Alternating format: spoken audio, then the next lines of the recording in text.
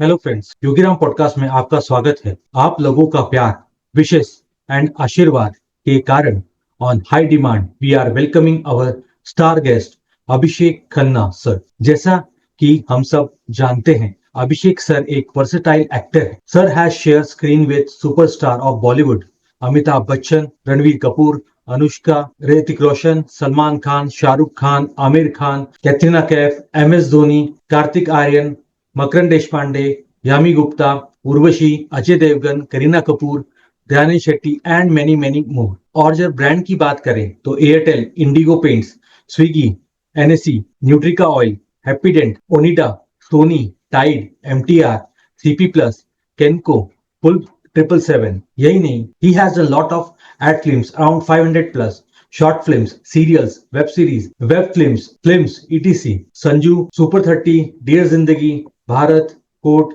Sanam Re, Mirzapur, Singham returns, the family man, Ghajini, Jalebi, CID, crime patrol, Taarak Mehta ka Ooltah Chashmah and many many more. So sir, आपका बहुत बहुत स्वागत है। आपने मेरे को टाइम दिया इतने शॉर्ट नोटिस में। एंड मैं बोलना चाहूंगा अमित सर का भी, जिन्होंने आपसे मुलाकात करवाई, आपसे बात करवाई।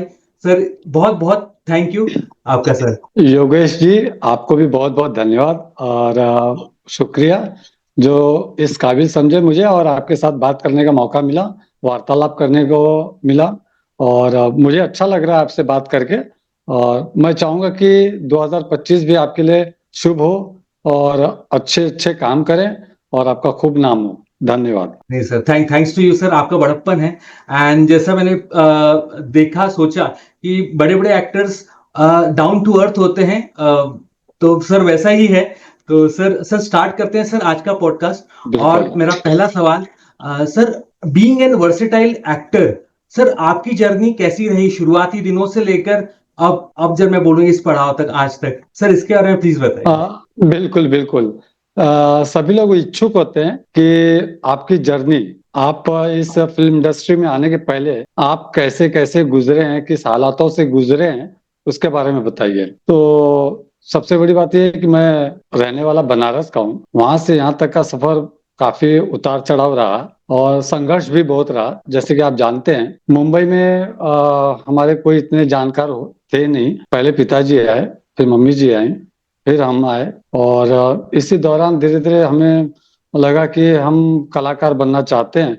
बचपन से शौक रहा है, लेकिन कोई जानकारी हमें नहीं थी, ना कोई हमारा जान पहचान था कि फिल्म इंडस्ट्री में कैसे हम प्रवेश करें। मैंने अपने पिताजी से बात की और माताजी को भी बोले कि मुझे एक्टर बनना है। बोले कि बेटा, स्ट्रगल बहुत होगा, संघर्ष बहुत है, हमारा कोई जानने वाला नहीं है। लेकिन उस दौरान मुझे माताजी और पिताजी का बहुत सहयोग रहा, मेरे परिवारों का सहयोग रहा, आप जैसे दोस्तों का सहयोग रहा, हमारे सगे संबंधी का सहयोग रहा। और मैं धीरे धीरे बढ़ता गया। संघर्ष तो रहा, लेकिन एक बाजू मुझे ये हौसला मिलता रहा कि मेरे साथ मेरे परिवार वाले भी हैं। लेकिन वो संघर्ष करते करते, तकलीफ उठाते उठाते मैं धीरे धीरे आगे पढ़ता गया। तो धीरे धीरे करता गया। पहले ऐड शूट किए, जहां से शुरुआत हुई मेरी ऐड फिल्म से। फिर धीरे धीरे 2 ऐड, 3 ऐड, 4 ऐड बढ़ता गया। फिर ऐसे करते गए। फिर सीरियल कंटिन्यू करने लगे।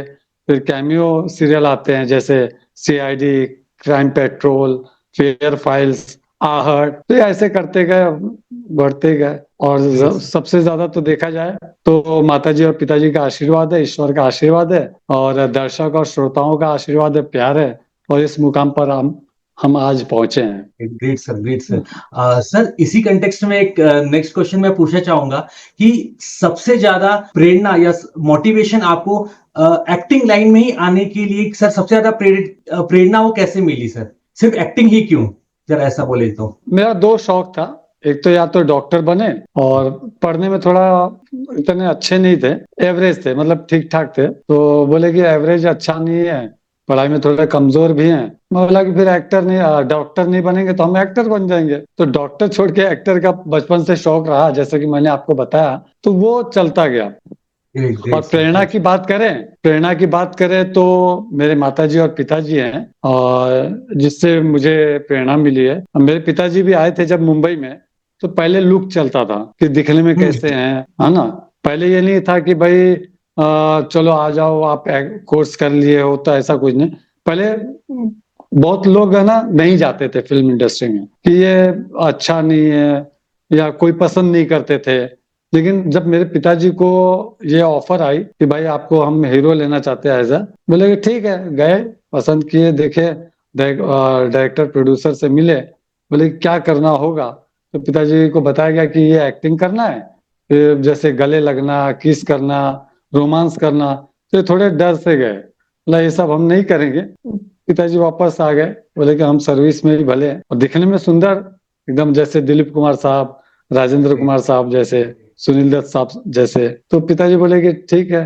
तो मैंने पिताजी से यही कहा कि मैं तो जन्मजात एक्टर हो गया हूँ। बोले कैसे? बोले आप एक्टर तो बनने नहीं आए थे, लेकिन आपको मौका मिला था, आप नहीं किए, उसके बाद हम खड़े हुए हैं, तो मैं तो जन्मजात हो ही गया हूँ। Great great. तो प्रेरणा मुझे माताजी और पिताजी से और आप लोगों से मिला है। Great sir, great sir, great sir. आप उनका सपना पूरा कर रहे हैं, सबसे अच्छी बात है सर। इसी कंटेक्स्ट में थोड़ा सा कॉम्प्लेक्स सवाल पूछना चाहूंगा आपसे कि कैसे जो एड फिल्म्स हो गए, how has your experience in ad film shape your acting skill?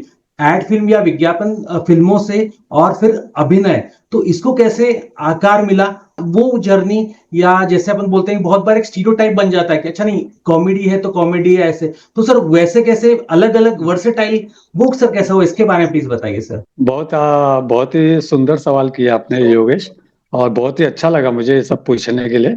मैं आपको धन्यवाद कहना चाहूंगा। जैसे देखा जाए तो एड फिल्म में क्या होता है ना कि हर सेकंड में होता है कि आपका एक्सप्रेशन कैसे फटाफट चेंज होता है, आपका जो सीन है वो सिचुएशन क्या है, परिस्थिति क्या है, उस हिसाब से आपको एक्टिंग करना होता है। ये बारीकियां वहीं से सीखा मैंने। और कुछ ऐसे बड़े बड़े डायरेक्टर हैं जिनसे मैं गालियां भी खाई है और उनसे सीखने को भी मिला, और उतना ही प्यार भी मिला उनसे, समझ गए। तो जैसे मैं एड में करता था, ये और बात है कि एड में मतलब 30 सेकेंड, 40 सेकेंड, 45 सेकेंड, 50 सेकेंड, या ज्यादा से ज्यादा 1 मिनट का होता था ऐड। वो करते करते देखो स्किल क्या होता है ना कि एक्टिंग आपके अंदर, हर एक इंसान के अंदर होता है। लेकिन मेरा कैसा था, बचपन से शौक रहा, तो मैं उसको खेल खेल में और बेहतरीन बनाते गया, और अच्छा आकार देते गया, और मैं सीखता गया। जैसे आज मैंने कुछ शूट करके आया, तो इसको और बेहतर कैसे कर सकते हैं, या मैं बेहतर किया हूं तो इससे और अच्छा कैसे कर सकता हूं। तो मुझे वो लालसा है कि मैं इसको और अच्छा करूं, कैसे करूं, ये कैसे किया जाए तो और अच्छा बन सकता है, ऑडियंस को, दर्शक को कैसे पसंद आएगा, श्रोता मेरी आवाज को कैसे पसंद करेंगे। तो ये मैं खेलते रहता हूँ। तो ये जैसे जैसे आप ना करते जाओगे, पॉलिश बनता जाएगा, तो एक मजा आता है। और सबसे बड़ी बात है कि टेक्निक भी अच्छी होनी चाहिए। कुछ लोग क्या होता है कि कलाकार होते हैं लेकिन टेक्निकली मजबूत नहीं होते हैं। तो ये आप लोगों का प्यार है, मेरे माताजी और पिताजी का आशीर्वाद है, ईश्वर का आशीर्वाद है कि मेरे पास दोनों खूबियां हैं। Great sir. सर इसी कंटेक्स्ट में सर, आपके जो शॉर्ट फिल्म्स हैं, एडवर्टाइज हैं, इसमें सर कुछ यादगार आपके रोल्स हो जो आपको बहुत अच्छे लगे हो, या कुछ मेमोरेबल रहे कि हाँ ये किस्सा, ये वाकया हुआ था एड के दौरान, सर वो प्लीज शेयर करिए सर। ऐसे तो बहुत सारे हैं। मैं जब नया नया था, मैंने थिएटर कहीं नहीं किया हूँ, ना एनएसडी, ना बीएनए, ना एफटीआई, या कोई थिएटर के लिए, एक्टिंग के लिए कोई क्लासेस नहीं किया हूँ। हाँ, लेकिन मैं अपने आप को करता था, मतलब एक्टिंग करके देखता था। जैसे फिल्में देख लिए टीवी पे, या फिर कुछ प्रोग्राम देख लिए, तो मैं उसको निभाता था कि भाई कैसे करते हैं, क्या कैरेक्टर है, ये क्यों करता है, क्यों डायलॉग बोलता है ऐसा, डायलॉग डिलीवरी ऐसा क्यों कर रहा है। तो वो मैं सीखता था, तो वो मुझे प्रेरणा वहां से भी मिली। रही बात ये कि मजा किस में आया, तो क्या होता है कि एक पहली बार जब मैं गया था पहला ऐड करने के लिए, मुझे अंग्रेजी आती नहीं थी। अब वो अंग्रेजी में बोलते थे पटर पटर, और मैं कर नहीं पाता था, तो 2-4 बार गालियां खाई। लेकिन बाद में उनको समझ में आया कि इनको अंग्रेजी समझ में नहीं आ रहा है, इंग्लिश इनको समझ में नहीं आ रहा है।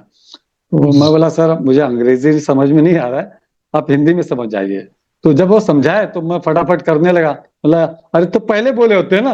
तो वही डायरेक्टर बहुत बड़े डायरेक्टर हैं, तो वो समझ गए कि अभिषेक कभी भी जब तक आपको समझ में ना आए तब तक पूछिए, जब आपको समझ में आए तो कर जाइए। तो एक वो वाक्य था, एक बार हम ऐसे ही कर रहे थे शूट दिल्ली में, पेप्सीज करके, वो जैसे हौस खास एक बाजार है दिल्ली में, जो मस्जिद है, मस्जिद के सामने एक हौस खास करके बाजार है जो 11 बजे खुलती है, और वहां भीड़ भाड़, लेकिन वो चोर का कैरेक्टर था, मुझे जैसे बताया गया मैंने वो बखूबी निभा दिया। मेरे एक दोस्त है ललित पराशर करके, वो भी अच्छे एक्टर हैं, हम लोग होटल में बैठ के पैकअप हो गया था, जब होटल में गए हम लोग डिनर कर रहे थे, कुछ दोस्त लोग आ गए होटल के नीचे और उनको फोन किए, मैंने फोन नंबर नहीं दिया था, थोड़ा गलत दिया था, मुझे पता है कि भाई कल कुछ गड़बड़ ना हो जाए, तो मैं थोड़ा समझदारी से मैंने गलत नंबर दे दिया।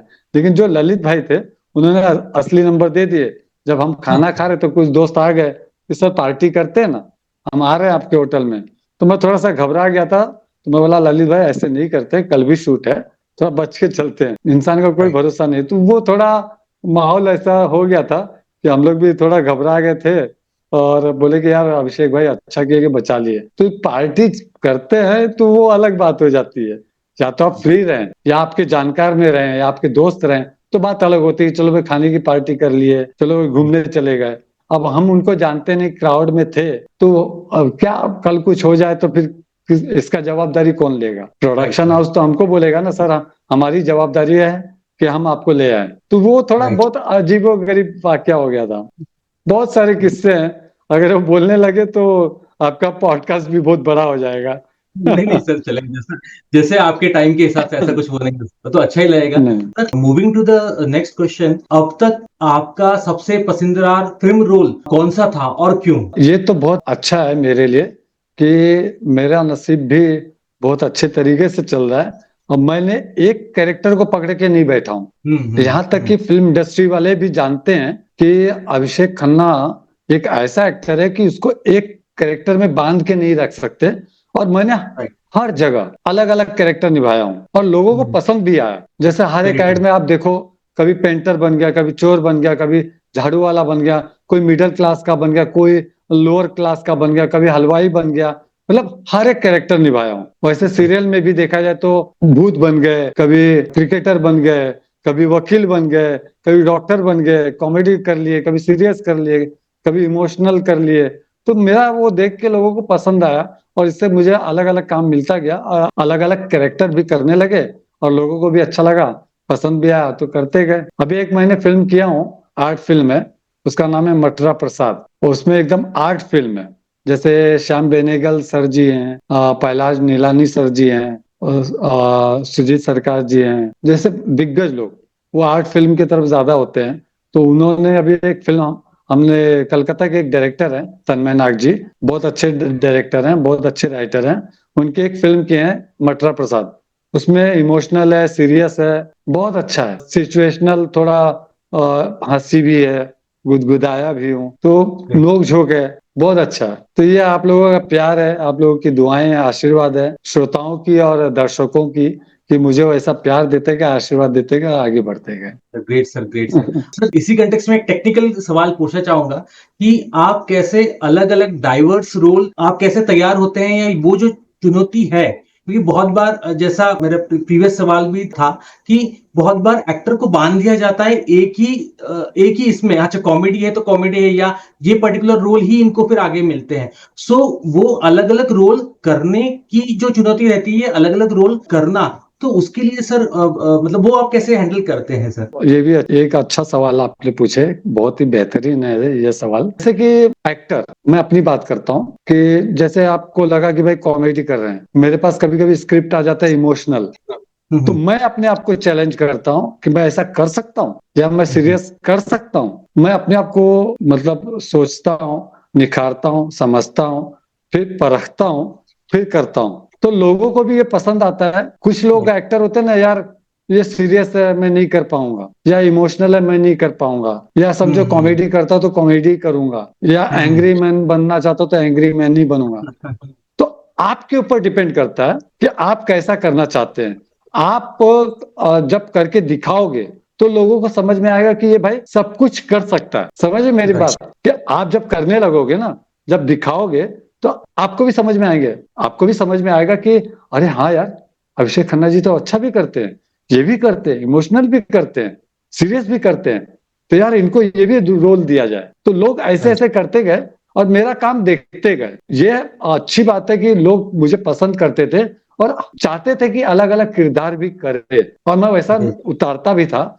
और सबसे बड़ी बात, जैसे मुझे आया, अभी लोग देखते हैं कि भाई कॉमेडी है, तो भाई चेहरा कॉमेडी है, तो यार ये इसको देखते ट्राई करके, और मैं जब करता था तो उनको पसंद आता था, यार बहुत अच्छा करते सर, ये हम चाहेंगे ये आप करो। तो ये है, मैं चाहता हूं कि जैसे आप सीरियस का बोले, तो आप जब धीरे धीरे धीरे धीरे बढ़ते जाओगे ना, तो लोग पसंद करते जाएंगे। आपका काम बोलता है, आपका आपकी मेहनत बोलती है कि आप मेहनत कितना कर रहे हैं, आप किस लगन से कर रहे हैं, आपके अंदर जज्बा क्या है, आप हुनर कितना है, वो उसमें दिखता है। तो मुझे लोग पसंद करते गए अलग अलग किरदार में, और मुझे अलग अलग मिलता गया।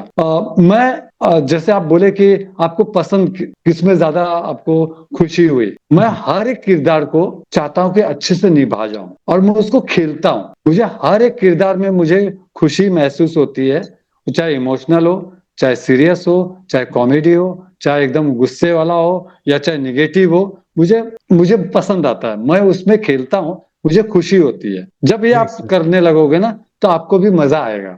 तो लोग पसंद, अभी मैंने एक दो और ऑडिशन दिए हैं, मतलब उनके पास जाके डायरेक्टर को करके दिखाया, बोले सर आप तो ये भी अच्छा कर रहे हैं, मैं चाहता हूँ इस कैरेक्टर को आप करें। बोला सर धन्यवाद, बहुत बहुत थैंक यू। तो ये अच्छी बात है। राइट सर, नहीं ये तो सर बहुत बहुत अच्छी बात है। Being an versatile actor it is really होना वेरी बहुत डिफिकल्ट।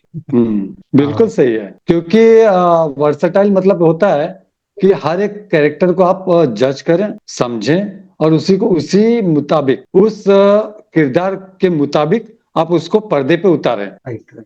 और सबसे बड़ी बात यह है ना कि मैं उस किरदार को अपने अंदर ढूंढता हूँ, चाहे इमोशनल हो, चाहे सीरियस हो, चाहे कॉमेडी हो, चाहे निगेटिव हो, तो मैं अपने अंदर ढूंढता हूँ। अगर मैं अपने अंदर करूंगा तो मैं कैसे करूंगा, अगर मेरे नजर में मैं देखा हूँ किसी निगेटिव को, वो ऐसा कर रहा था, तो वो ऐसा करने में कैसा लगेगा, तो मैं वो खेलता हूँ, फिर उतारता हूँ। क्योंकि जैसे सुर भी 7 सुर होते हैं, सुरताल 7 सुर मतलब 7 होते हैं ना, तो मैं हर एक कैरेक्टर को भी 7 में बांटता हूँ, 7 किरदार में बांटता हूँ।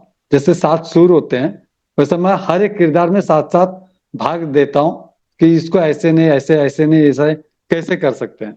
नहीं सर, ये तो तो बहुत जब बहुत ही आप अच्छा खेलने लगोगे ना, हाँ, तो जब आप खुद के साथ है ना, खुद के साथ खेलोगे ना, किरदार के साथ खेलोगे, चाहे वो निगेटिव हो, चाहे सीरियस हो, चाहे इमोशनल हो, चाहे कॉमेडी हो, तो मजा आएगा आपको भी करने में, और लोगों को देखने में भी मजा आएगा। ये तो है सर। सर इसी कंटेक्स्ट में एक और मैं सवाल पूछना चाहूंगा। सिंघम रिटर्न हो गया, डियर जिंदगी हो गया, या भेड़ बकरी भूत हो गया, या मेरा फैमिली मैन हो गया, सर इन इन मूवी और जो मेरे ख्याल से और बड़ी बड़ी मूवीज हैं सर, इनके बारे में सर आपका एक्सपीरियंस, इन्वॉल्वमेंट, और इतने बड़े बड़े एक्टर्स के साथ काम करके सर कैसा लगा सर, वो एक्सपीरियंस सर प्लीज बताइए। मुझे तो बहुत मजा आता है जब बड़े बड़े कलाकार के साथ काम करते हैं ना, तो इतना अच्छा लगता है ना मुझे कि मैं चुटकी में कर जाता हूँ, क्योंकि वो सामने भी बड़े बड़े कलाकार हैं, और मैं भी डरता नहीं हूँ। मैं जानता हूँ कि भाई सामने वो अपना किरदार निभा रहे हैं, मैं अपना निभाऊंगा। तो मैं जैसे आपको बताया कि वो कैरेक्टर में ढल जाओ, उस किरदार में ढल जाओ, तो आप बखूबी निभा लोगे। तो मैं समझ जाता हूँ कि ये किरदार ऐसा है, ऐसे करना है। तो मैं एक बार रिहर्सल करता हूँ और टेक, जैसे आप सिंघम रिटर्न्स की बात कर रहे हैं, वाकया भी कुछ अजीबो गरीब है, चलो इसी बहाने से आपको भी बता देते हैं, जो आपको भी मजा है।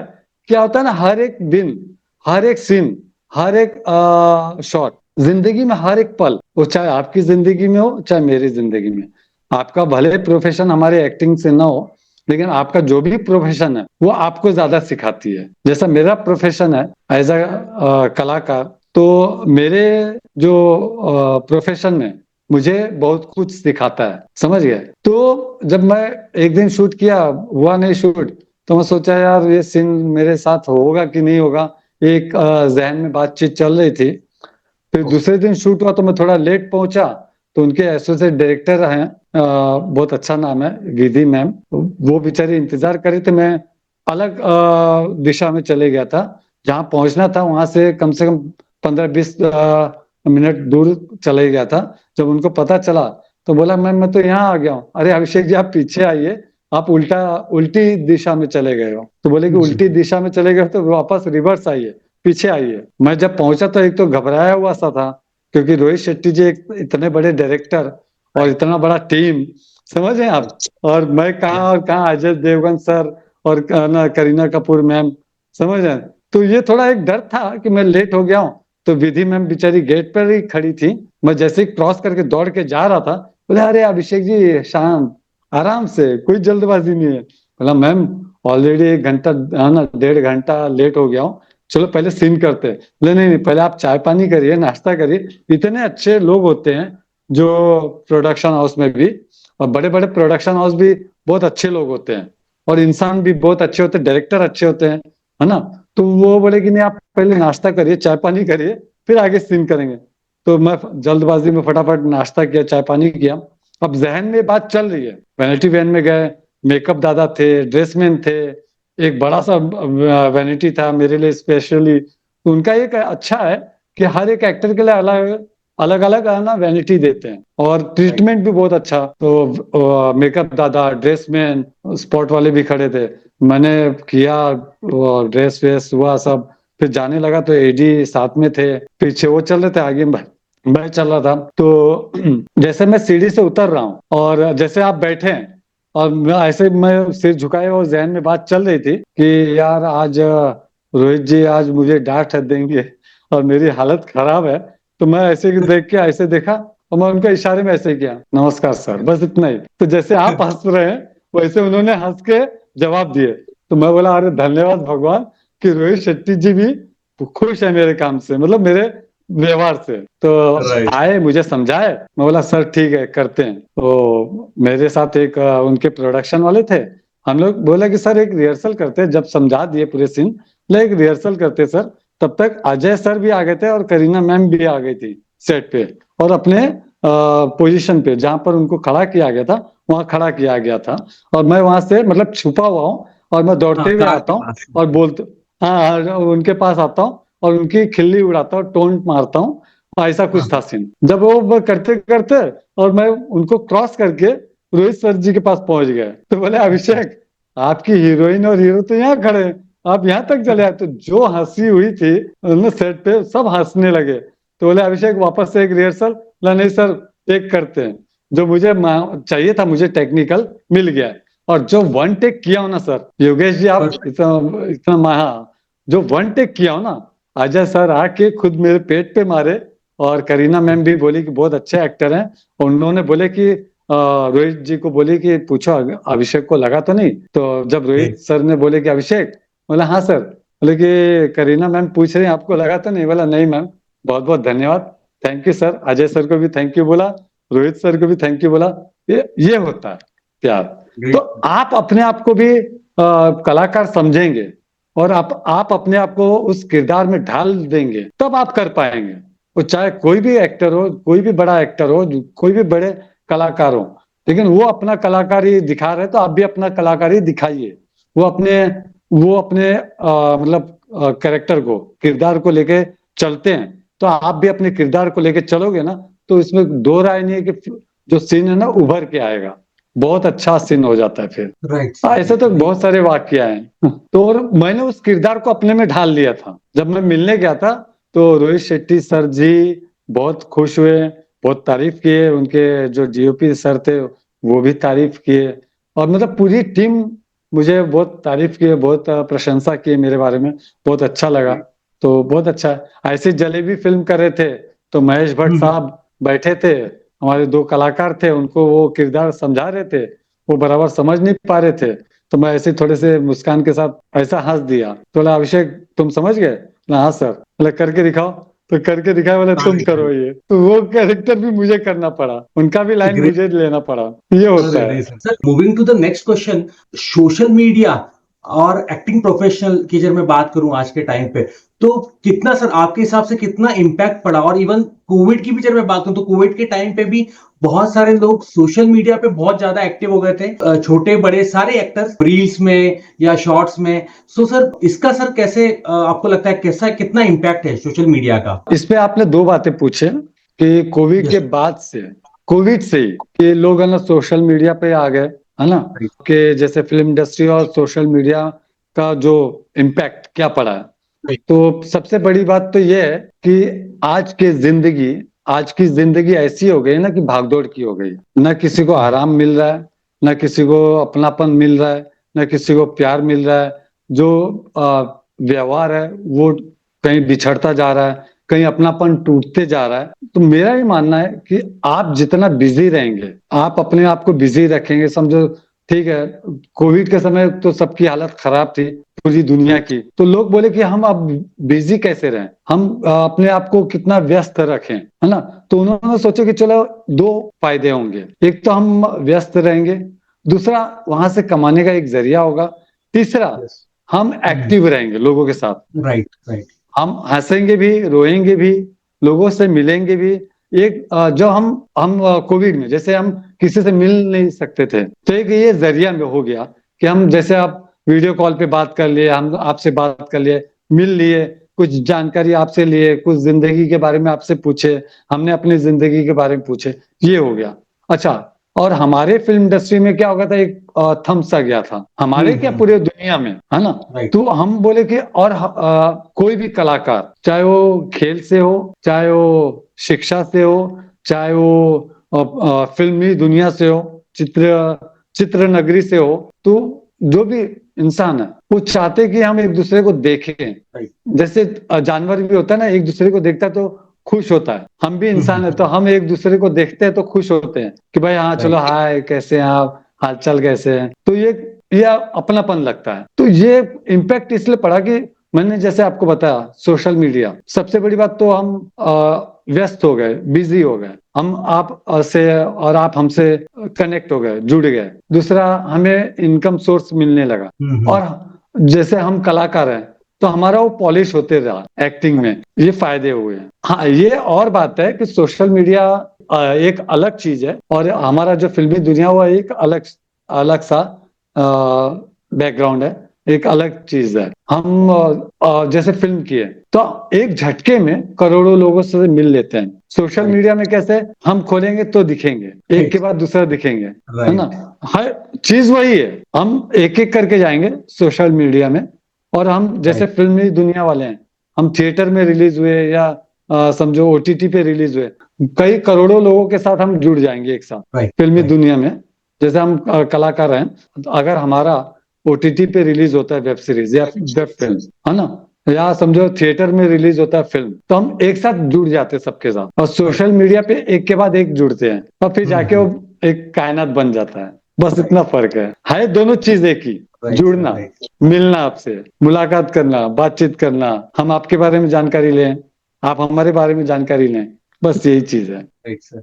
नहीं, ग्रेट सर, जैसे आपने बताया सर। इसी कंटेक्स्ट में एक और मैं सवाल पूछूंगा, ये मेरा पर्सनल सवाल भी, मेरे को ये मैं पूछता हूँ हर सेलिब्रिटी से, हर स्टार से, कि आप कैसे वर्क लाइफ बैलेंस करते हैं? क्योंकि एंटरटेनमेंट इंडस्ट्री की बात करूं, फिल्म इंडस्ट्री की बात करूं, तो सिर्फ एक समय नहीं बट सिचुएशन या उस लोकेशन की समय भी, भाई मॉर्निंग की शूट है या अंधेरे की शूट है तो नाइट शूट, और दिन की भी, दिन में भी कभी कभी बहुत बहुत सुबह होता है। तो इन सबको जब मैं कंटेक्स्ट में बोलूं, इन सबको जब मैं रखूं, तो वर्क लाइफ बैलेंस सर कैसे, आप सर कैसे मेंटेन करते हैं सर? देखिए, अगर आपको अच्छा एक अच्छे कलाकार के रूप में उभरना है या आना है या बनना चाहते हैं, तो ये करना जरूरी है।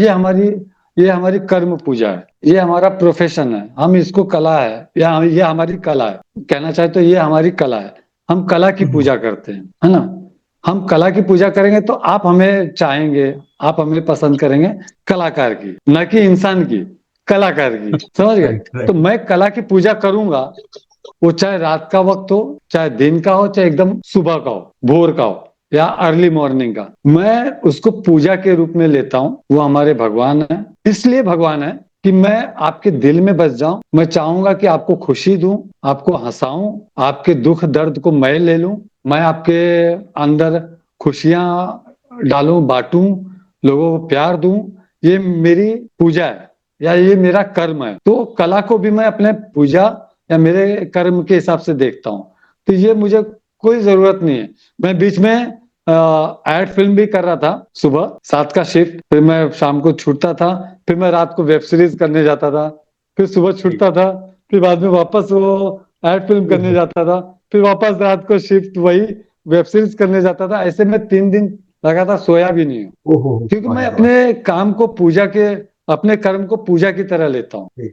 अपने कर्म को मतलब अगर आपके अंदर कर्मठ, आप कर्मठ हैं, आप मतलब आप कर्म की पूजा, आपकी कला की पूजा करोगे, तो आपको ये कुछ फर्क नहीं पड़ता है, आंधी आए चाहे तूफान आए, आप उसको फाड़ते हुए, उसको चीरते हुए निकल जाओगे। तो मेरे लिए कोई मायने नहीं है, मुझे खुशी होती है, चलो भाई ठीक है, यहाँ ये है, थोड़ा दिक्कत होती है सर, थोड़ा जल्दी छोड़ दीजिए, मैं वहां थोड़ा दूर है तो मैं जल्दी पहुंच जाऊं।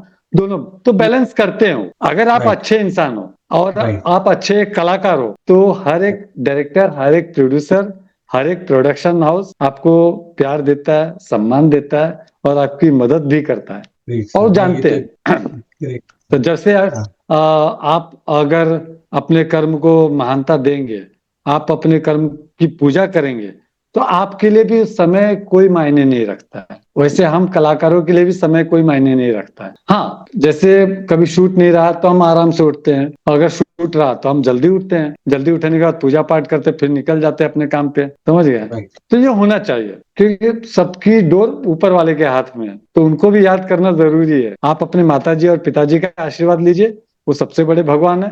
बाद में ऊपर बैठे वो भगवान भी आपकी रक्षा करेंगे, सहायता करेंगे और आपको आगे बढ़ने की प्रेरणा भी देंगे। राइट सर, नहीं नहीं सर, बहुत अच्छी तरीके से आपने बताया।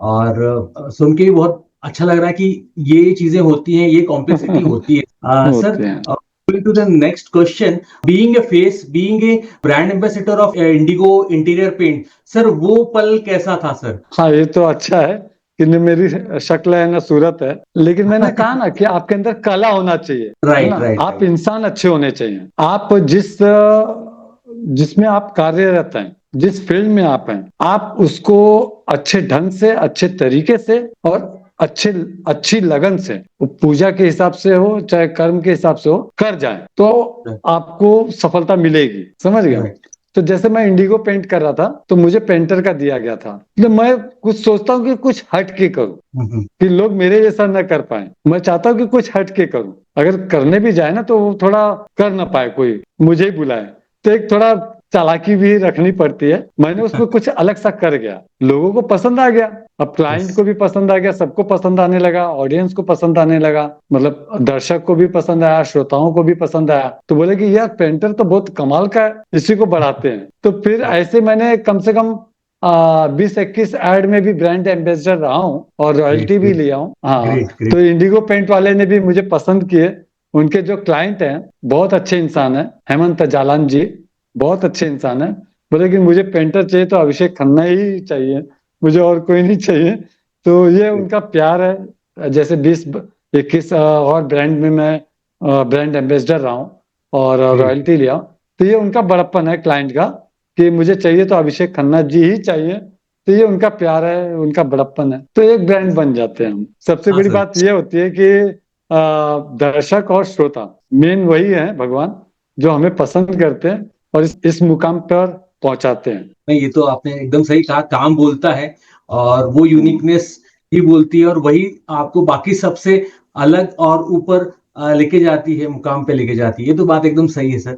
सर इसी लेसन के साथ मैं पूछना चाहूंगा कि एक अभिनेता के रूप में आपने कौन कौन से मूल्यवान सबक, एक कौन सा एक लेसन है जो आपको लगा कि हाँ, बीइंग एन एक्टर ये मुझे एक बहुत अच्छी सीख मिली? सर ऐसा कुछ वाक्य, मौका या ऐसा कुछ हो तो सर प्लीज बताइए। वो ऐसे तो काफी सारे, अभी कौन सा बताऊं क्योंकि मैंने जैसे आपको बताया कि हर पल हमारे लिए सीखने के लिए होता है, मजा भी आता है, दुख भी होता है। तो हम दुख की बात तो नहीं करेंगे।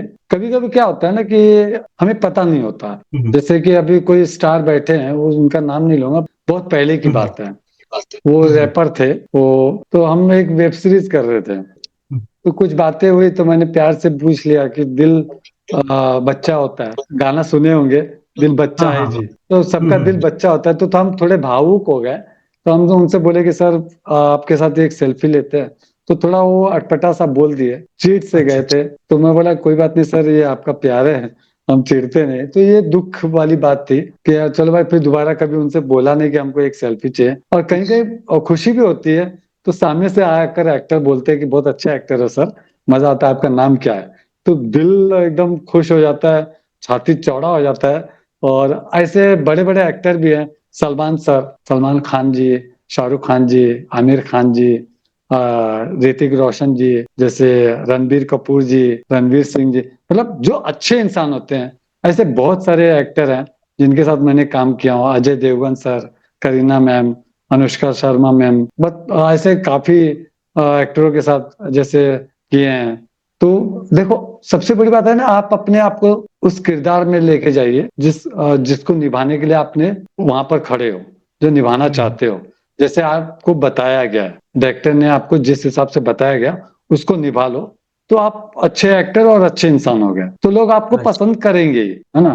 तो राइट। कभी कभी मजा भी आता है कि हम कभी नोक झोंक कर लेते हैं बड़े एक्टरों के साथ भी, तो वो भी खुश होते हैं। कभी ऐसे ही हम सीरियल कर रहे थे त्रिदेवियां, तो कुछ सेट पे ही मजाक मस्ती चली तो हमने करके दिखा दिए, तो सबको हंसी आई, खुशी हुई। तो हम भी खुश हो गए, बोले कि चलो अच्छा, इसी बहाने तो हंस लेते हो आप लोग, हम हंसाते हैं राइट। इसीलिए अच्छा लगता है, हमें भी अच्छा लगता है, आपको भी अच्छा लगता ग्रेट सर, नहीं ये तो अच्छा है कि है। आपने बिहाइंड द सीन भी कुछ बताया कि क्या होता है, क्या चलता है, कैसा माहौल रहता है, और कितना फ्रेंडली सपोर्टिंग माहौल रहता है। तो ये तो सर बहुत अच्छी चीज है, आपने जिस तरीके से भी आपने बताया। सर एक टेक्निकल सवाल मैं पूछना चाहूंगा, और ये मेरे ख्याल से बहुत सारे लोग आपसे सीखना चाहेंगे कि आप क्या एडवाइस सर दे सकते हैं, दो तीन, जो नए अभी एक्टिंग में आना चाहते हैं या अभी इस इंडस्ट्री में अभी से जुड़ना चाहते हैं, सर उनके लिए कुछ सर एडवाइस सर। जैसे कि अभी नए लोग हैं, चलो अच्छी बात है, सबको आसान लगता है एक्टिंग करना, ओके। सबको आसान लगता है, वो चाहे वो थिएटर करके आए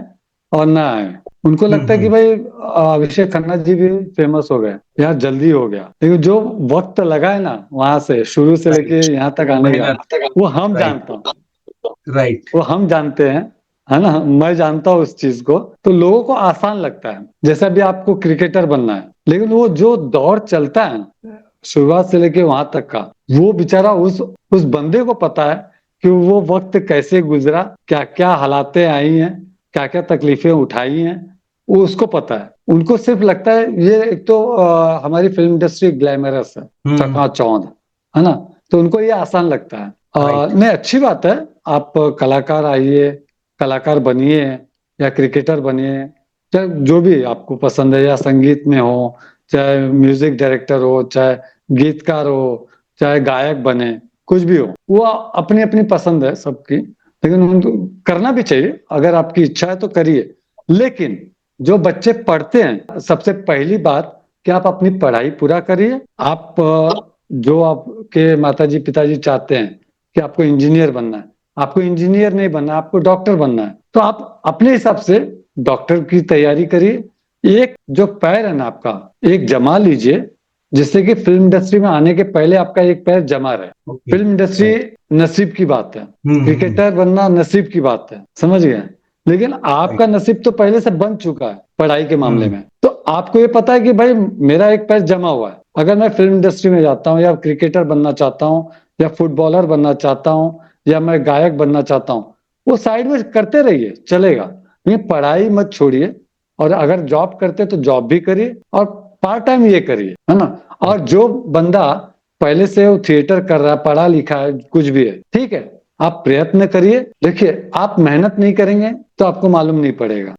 आपको एक एक सीढ़ी चढ़ना है, तो जब एक सीढ़ी चढ़ोगे तो आपको पता चलेगा दूसरी सीढ़ी के लिए कितना मेहनत करना है। तो आप हम्म। मेहनत करिए, कर्म करिए, फल की इच्छा ऊपर वाले के ऊपर छोड़ दीजिए। लेकिन आप सच्ची लगन और सच्ची मेहनत के साथ, सच्चे और अच्छे मेहनत के साथ और श्रद्धा के साथ आप मेहनत करें, तो आपको सफलता मिलेगी। ये और बात है कि आपकी नसीब कहाँ तक ले जाती है, लेकिन आप मेहनत तो कर रहे हैं। कल आपके दिल में मलाल तो नहीं रहेगा कि मैंने मेहनत नहीं किया था, काश मैं कर लेता तो आज मैं एक्टर बन जाता, काश मैं कर लेता तो मैं क्रिकेटर बन जाता, काश मैं कर लेता तो मैं गायक बन जाता, तो आपको वो मलाल नहीं रहेगा। आप राइट, करिए वेरी ट्रू। मेहनत, हाँ, तो आप करिए, लेकिन आपका अगर आप समझिए पहले से आप एक्टिंग में आना चाहते हैं तो मेहनत करिए, लेकिन कुछ सोर्सेस भी बना लीजिए जिससे कि कभी खुदा ना खास्ता बुरा वक्त आ जाए तो आपको कहीं भीख मांगना ना पड़े। मैं इसलिए कह रहा हूं कि आप भी जानते कोरोना में क्या हालात हुए थे, सबकी हालत यस, एकदम खराब हो गई थी, कुछ है ना। तो अब बेचारे जो लोअर वाले हैं वो तो बेचारे वैसे ही रह रहे थे, उनको फर्क नहीं पड़ा। जो मिडिल वाले हैं वो ज्यादा पीस गए, या तो अपर वाले भी संभल गए और एकदम लोअर वाले संभल गए, मिडिल क्लास वाले दब के मर गए, है ना। तो उसमें से हम भी आते हैं, आप भी आते हैं। तो मैं चाहता हूं अगर आप एक्टिंग कर रहे हैं तो ऐसे सोर्सेस बना के रखिए कि कुछ आपका साइड इनकम आने लगे। तो ये तो अच्छी बात है कि सोशल मीडिया आ गई, कि टिकटॉक करने लगे, टिकटॉक बंद हो गया, इंस्टाग्राम करो, यूट्यूब करिए, आपके फॉलोअर्स बढ़ रहे हैं, सब्सक्राइबर बढ़ रहे हैं, तो आप और आगे बढ़ेंगे तो थोड़ा इनकम आएगा। या तो आप बिजनेस में जाते तो कोई दुकानदारी कर लिए, किराने का दुकान कर लिए, है ना, या कुछ कोई भी दुकान कर लिया, छोटा सा बिजनेस डाल लिए, या घर से शुरुआत कर लिए। तो एक साइड में बिजनेस रखिए जिससे कि आपको आगे तकलीफ ना हो, क्योंकि मुझे तकलीफ हुई थी। मैं रिक्शा भी चलाया हूँ बुरे वक्त पे, ओके, मैं चाय भी बेचा हूँ, ग्रेट ग्रेट। सब्जी भी बेचा हूँ, समझे। और मैं यहाँ तक कि शर्माता नहीं हूँ काम से, भीख नहीं मांगूंगा, मुझे काम दीजिए, मैं करूंगा काम और मुझे पैसे मिलेंगे। तो मैं नहीं चाहता कि जिस हालात से मैं गुजरा हूँ उस हालात से आप ना गुजरे। तो आप करिए, एक्टिंग भी करिए, क्रिकेटर बनना है तो क्रिकेटर बनिए, फुटबॉलर बनिए, इंजीनियर बनिए, डॉक्टर बनिए, अच्छी बात है। लेकिन एक अच्छी लगन, एक सच्चे मन के साथ और सच्चे श्रद्धा के साथ तो आप कामयाब हो जाएंगे। नहीं सर, आपने जैसा बताया कि प्रैक्टिकल या जो बोले रियलिस्टिक जो उत्तर होता है, जो कठिनाइयां आती है, ऐसा नहीं है कि चलो ठीक है सवाल है और उसका जवाब देना है, नहीं, जो है वैसा। हकीकत और है। क्या क्या एक्चुअल में परिस्थितियां हो सकती हैं और उन परिस्थितियों के लिए कैसे आप उनका आसानी से मुकाबला कर सकते हैं। सर आपने बहुत अच्छी सही तरीके से बात। और रियलिटी में जो है वो बताया। सर मुझे पर्सनली बहुत अच्छा लगा आपने बहुत जिस बहुत तरीके से धन्यवाद। बताया। अच्छा sir, Yogesh ji, yes sir. मैं आपसे पर्सनली सवाल पूछूंगा, इसी सवाल का जो जवाब दिया हूं मैं उसी के ऊपर आपसे सवाल पूछूंगा। Yes sir. जैसे हर एक इंसान, चाहे एकदम लोअर क्लास का हो, चाहे मिडिल क्लास का हो, चाहे अपर क्लास का हो, चाहे एकदम गरीब हो, चाहे थोड़ा मिडिल क्लास का हो जो चाहे सर्विस करे, चाहे बिजनेस करे, चाहे एकदम अपर क्लास का, चाहे समझो अंबानी हो, टाटा जी हो,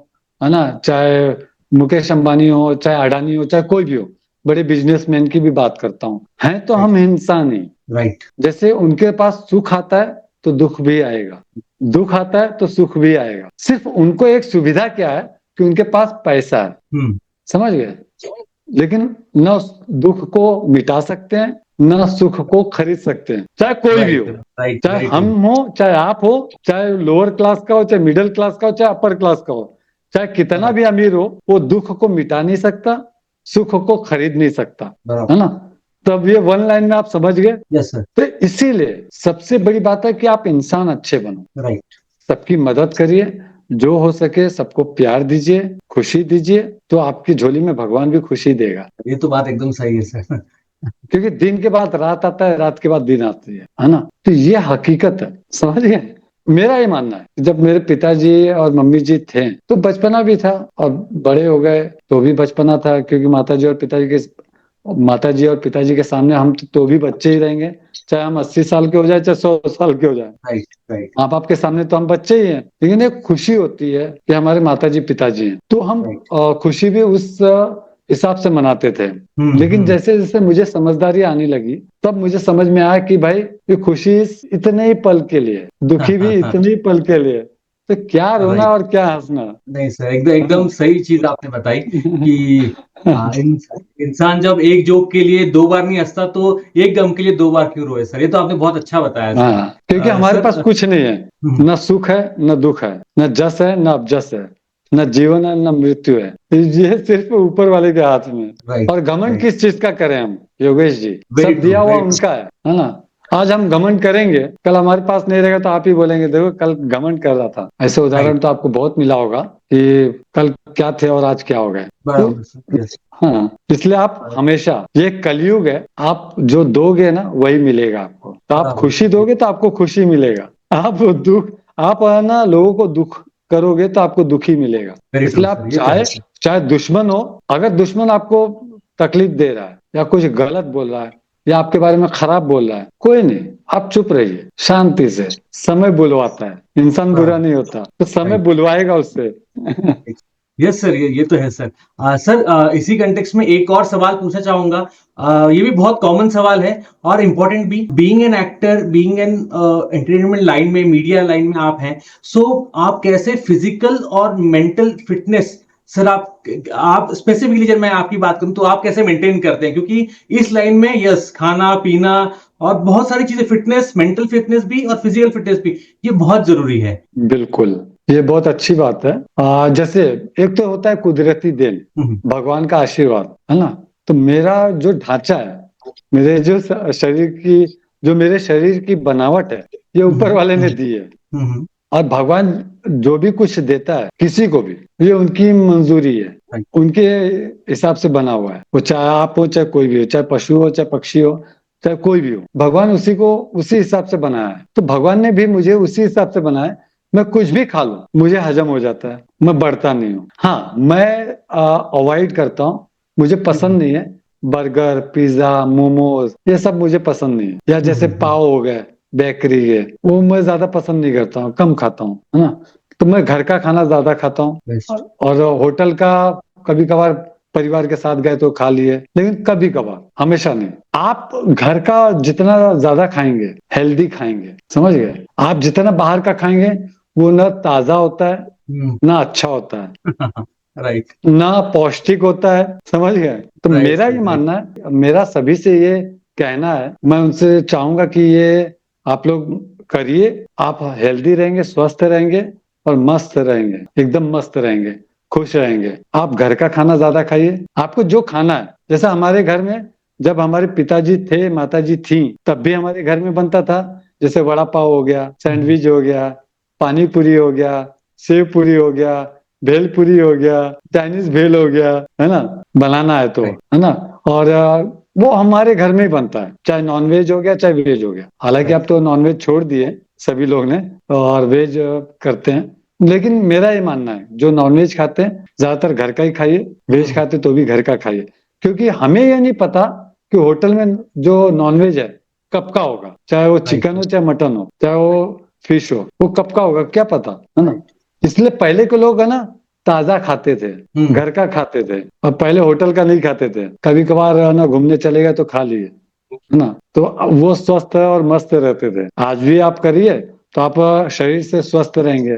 और जैसे आयुर्वेदिक घरेलू दवाइयाँ, जैसे काढ़ा बना के पी लिए, कभी लवंग का, काली मरी का और दालचीनी का, ये सब काढ़ा बना के पीजिए, हेल्थ के लिए अच्छा है। लहसुन का बनाइए कुछ चटनी, धनिया का बनाइए, हरी सब्जी ज्यादा खाइए, ये हेल्थी। तो आप जब अच्छा खाना खाओगे तो मेंटली भी स्वस्थ रहोगे। हम्म। मतलब आप एक्टिव रहना चाहते हैं, व्यायाम करिए, आप योगा करिए, आप थोड़ा आधा घंटा पौना घंटा वक्त दीजिए शरीर को। जितना आप शरीर से काम लेंगे उतना आप हेल्दी भी रहेंगे और दिमाग तौर से स्वस्थ भी रहेंगे। जैसे आप जानते हैं पहले खेती होती थी, खेती करते थे, फिर है ना हम्म। 2-3 किलोमीटर चलते थे, सामान उठा के लाते थे। आज के दौर में कहाँ है, गाड़ी उठाए चल दिए मार्केट, यस। गाड़ी से आके बैठ गए, मेहनत कहाँ कर रहे हैं। राइट। पहले कपड़ा धोया जाता था पिटना से, या तो हम जैसे तालाब में चले गए तो हमारे जो नानी जी, नाना जी, नाना जी खेत में मेहनत करना, फिर बाजार से सामान लाना उठा उठा के। नानी जी घर का काम करती थी, कपड़ा धोने। जैसे हमारी माता जी घर का काम करती थी, पीटने से पीटती थी, मतलब पोखरा या नदी में गए, तालाब में गए, वहां पीटते थे कपड़े से, तो एक्सरसाइज होता था। यस। यस। अब एक्सरसाइज सब बंद हो गया। पहले 8 घंटे की सर्विस होती थी, वहां पर भी आधा घंटा 1 घंटा आपको ब्रेक होता था। ब्रेक मिलता था, है ना। तो मेहनत करते थे, शारीरिक भी और मानसिक भी, लेकिन उतना मेहनत भी होता था, उतना आराम भी मिलता था। अब 12 घंटा करने के बावजूद भी ना इनकम मिल रहा है, ना आराम मिल रहा है, और मेंटली तो खराब हो गए हैं। तो मेरा ये मानना है, आप हेल्दी खाइए, हरी सब्जी खाइए, अगर वेज है तो हरी सब्जी ज्यादा खाइए, घर का खाइए। आपका मन इच्छा करता है तो घर में बनाइए ना, आप चाहे पिज्जा हो, बर्गर हो, मोमोज हो, घर में बनाइए। केमिकल से दूर रहेंगे ना, केमिकल तो हम खा ही रहे हैं, जो सब्जियां आ रहे हैं या फल आ रहे हैं वो सब केमिकल का ही बना हुआ है, तो हम केमिकल क्यों खा रहे हैं? तो हम चाहते हैं कि घर का बना रहेगा तो ज्यादा खाओगे तो अच्छा है। फिर आप एक्सरसाइज करिए, व्यायाम करिए, योगा करिए, तो मेंटली भी आप स्वस्थ रहेंगे। Very true sir, very true sir. Sir इसी सिलसिले में एक और सवाल पूछना चाहूंगा। आउटसाइड जब मैं एक्टिंग की बात करूं या एक्टिंग के अभिनय के अलावा की बात करूं, तो सर आपके और क्या पसंदीदा शौक हैं सर, इसके बारे में प्लीज बताइए सर। मुझे ना सबसे ज्यादा तो गाना सुनना पसंद है, पुराने गाने मुझे बहुत पसंद है, पुराने गाने सुनता भी हूँ, मजा भी आता है। और फिल्में देखना, हम्म। वेब सीरीज देखना, हाँ क्रिकेट भी देखता हूँ, खेलकूद भी देखता हूँ, जैसे गाना कौन कैसे गा रहा है, आज के दौर में कैसे बदलाव आया है, तो चाहे कोई भी फील्ड हो, हर एक फील्ड में बदलाव जरूर आया है ना। राइट। चाहे मीडिया से हो, चाहे हमारी फिल्म इंडस्ट्री से हो, चाहे खेल कूद में हो, है ना, तो हर एक में बदलाव आया है। पहले कुछ और था, फिर धीरे धीरे समय के हिसाब से बदलता जा रहा है, तो मैं सीखता हूँ, देखता हूँ, उसका मजा लेता हूँ उसी अंदाज में। ये मेरा शौक है। हाँ, मुझे अगर साइकिलिंग बोले तो साइकिलिंग करना मुझे अच्छा लगता है, बैडमिंटन खेलना अच्छा लगता है, क्रिकेट खेलना अच्छा लगता है ना, जिससे कि एक्सरसाइज हो। मैं इतना एक्सरसाइज नहीं करता हूँ, लेकिन हाँ घर में रहा तो मैं घर का भी काम कर लेता हूँ। चलना मुझे पसंद है, अगर मुझे बोले कि चलिए आप 1-2 किलोमीटर, तो मैं बोलता हाँ बिंदास चलिए, वो अच्छा है। जितना आपका पसीना निकले, जितना आपकी बॉडी मेहनत करेगी, उतना आपके लिए अच्छा है। राइट। तो ये मेरा पसंदीदा है सब। Great sir, great sir. Sir आपसे बात करके बहुत अच्छा लगा। एक मैं लास्ट सवाल में लेना चाहूंगा कि what are your final thoughts Yogi Ram channel के जो दर्शक देख रहे हैं और आपके सारे जो चाहने वाले हैं दर्शक हैं सर, उनके लिए एक फाइनल थॉट सर। सबसे बड़ी बात तो योगेश जी, आपको बहुत बहुत धन्यवाद, शुक्रिया कि आपने मुझे अ, अपने पॉडकास्ट में बुलाए, योगीराम पॉडकास्ट में, उसके लिए मैं आपको धन्यवाद कहूंगा। और हमारे दर्शक जो भी हैं, श्रोता जो भी हैं, चाहे हिंदुस्तान से हो, भारत से हो, चाहे पूरे विश्व से हो, मेरी एक सोच है कि मैं जनता की सेवा करना चाहता हूँ। और मेरे अंदर भले गम हो, दुख हो, लेकिन मैं जनता के सामने जाहिर ना करूं, उनको मैं खुशी दे सकूं, उनकी सेवा कर सकूं, ये मेरी सोच है। और मुझे अच्छा लगेगा कि इस काबिल बन जाऊं और लोगों की सेवा करूं और उनका उनका प्यार लूं, वो सम्मान मिले मुझे और लोगों के दिलों में बसूं, ये मेरी सोच है। और भारतवर्ष ही नहीं, पूरे विश्व में सबके दिलों में बैठ जाऊं कि ये इंसान भी अच्छा है, कलाकार भी अच्छा। नहीं sir, very true, very true. आपने जैसा बोला ये ऐसा ही है, बीइंग एन एक्टर और बीइंग ए पर्सन, सही में डाउन टू अर्थ आप हैं। और मैं चाहूंगा और दिन ब दिन आपकी प्रगति हो, लोग आपको और जाने, और सिर्फ बीइंग एन एक्टर नहीं, बीइंग एन पर्सन भी जाने। जैसे आज मेरे को मौका मिला, योगीराम की टीम को मौका मिला कि बीइंग एन पर्सन कितने सर पोलाइट है, कितने डाउन टू अर्थ हैं। तो really sir thank you, thanks a lot. और मैं अमित जी का भी, अमित सर का भी मैं थैंक यू बोलना चाहूंगा कि शॉर्ट नोटिस पे आप दोनों ने टाइम दिया सर। योगेश जी, सबसे बड़ी बात, जैसे मैंने पहले भी कहा कि योगेश जी आपको बहुत बहुत धन्यवाद, आपके पूरे टीम को धन्यवाद और शुक्रिया कि आप लोग और तरक्की करें, बहुत आगे बढ़ें और आपकी मेहनत रंग लाए। और एक चीज बोलना चाहूंगा, जैसे हम कलाकार को खुशी तब मिलती है ना, कि जैसे हम चल रहे हैं या कभी हम गाड़ी से जा रहे हैं तो लोग देखते बोलते हैं अरे ये हैं, तो हमें Yes. जो प्यार मिलता है ना योगेश जी, मैं अपनी बारे में बता रहा हूँ, मुझे वो जो खुशी मिलती है ना, वो खुशी दोबारा नहीं मिलती, वो पल नहीं मिलता। तो जैसे मैं चल रहा हूँ, जैसे कुछ दोस्तों के साथ जा रहा हूँ, कोई सामने से आ गए, सर आप इस फिल्म में काम किए थे ना, वो कैरेक्टर किए थे ना, अच्छा लगा सर। और सर वो एड में किए थे ना, सर वो सीरियल में किए थे ना, सर वो वेब सीरीज में किए थे ना, बहुत अच्छा कैरेक्टर करते हैं सर, बहुत अच्छा लगता है, आप नेचुरल करते हैं, तो हमें खुशी मिलती है। सर एक सेल्फी हो जाए तो मैं किसी को नाराज नहीं करता हूँ, क्योंकि जो दर्शक और जो श्रोता हैं वो हमारे भगवान है और उनका ही प्यार मुझे यहाँ तक लाया है। तो मैं किसी का दिल नहीं तोड़ता, मैं किसी को मना नहीं करता, मैं खुश रहता हूँ, उनकी उनकी खुशी में मुझे खुशी एहसास होती है मेरे लिए। तो ये मुझे अच्छा लगता है।